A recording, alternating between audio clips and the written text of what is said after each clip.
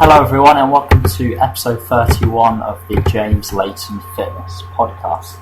So in today's episode we're going to discuss misinterpretations of calorie calculator. Now the reason I'm going to bring this up is you hear a lot of people within the fitness industry that will make comments along the lines of calorie calculators aren't 100% accurate, or they make the assumption that an individual will be on these macronutrient and calorie targets for a long period of time. And this is another classic example of missing the forest for the trees. Regardless of whether these are 100% accurate or not, they're not 100% accurate. But the key with having starting calorie and macronutrient figures is it gives you somewhere to work from. The real key with nutrition is ultimately putting something in place, then measuring your progress, and then making changes subject to those progress. So ultimately, at the end of the day, there's always going to be a trial period to test out those macronutrient and calorie figures, and then you're making changes subject to progress. In addition to that, it's important to note that these maintenance targets are a moving target. If you're in an extended fat loss phase, these figures need to be constantly manipulated and changed for you to reach your goals. So ultimately, these figures are going to be gradually decreasing over time. So those are the two biggest misconceptions. That's why having calorie calculators is very useful, just to give you a starting place to work from. Then you can see how your body responds to these and then making changes against us. That's why people who say, they're a waste of time, they're not 100% accurate, they're missing the bigger picture, they're missing the point. So hopefully that makes sense. Another option you've got if you're not going to use a calorie calculator would be just to track your food intake for a week, then measure the weight gain or weight loss you've achieved that week. More than likely, you're probably going to maintain your weight, and more than likely what you've been eating is probably going to be around maintenance calories. Therefore, once you've actually tracked that can ultimately be your starting point to work from. And again, the same principles apply as you're now going to decide what your goals are: fat loss or muscle gain. Start putting these figures in place every single day, and then manipulating calories and or cardio for you to achieve your goals. So again, same principles apply. Track your food intake for the week, work out what you've actually been eating in terms of protein, carb, fat, calories, etc., and then start making manipulations subject to your progress.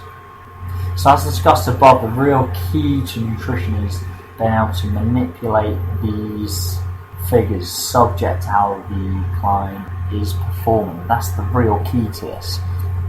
The other point I just want to make is not just about the absolute calories. The macronutrients that make up those calories are also very important. So some ballpark figures to work from in terms of protein. So once you've set calories, anywhere between 2 to 3.1 grams per kilogram of body weight should be a very good starting point for your protein target. Now the reason I set protein based on body weight is because it's very difficult to determine exactly someone's lean mass. Even DEXA scans, which are exceptionally expensive, have their limitations, but it's important I give a little bit of a caveat here. Obviously, if you're someone carrying a lot more body fat, then obviously protein will be set too high with this model. Therefore, it suggests having your goal body weight as your starting point to set these gram per kilogram targets.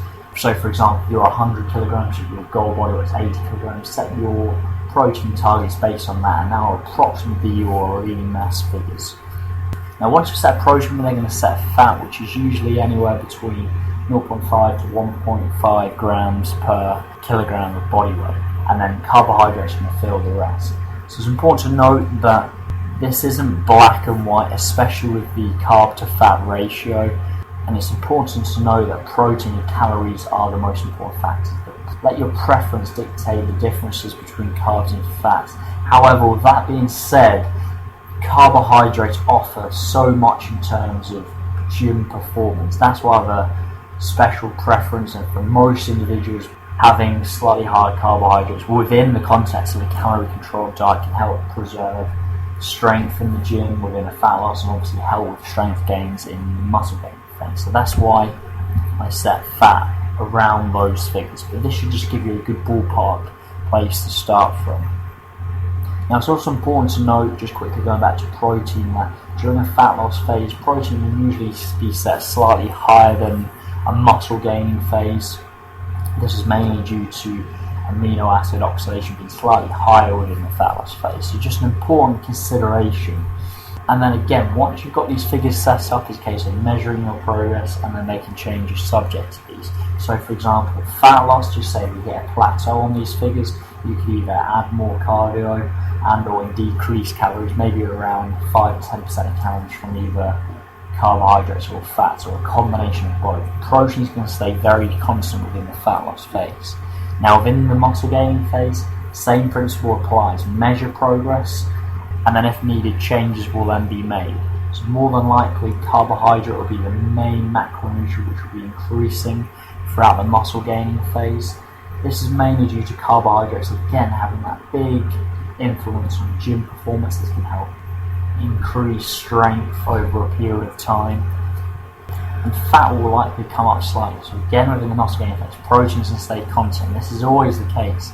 Protein, for both examples, are going to stay relatively constant, and carbohydrates would be considered the biggest blunt of manipulations within the context of fat loss and muscle gain.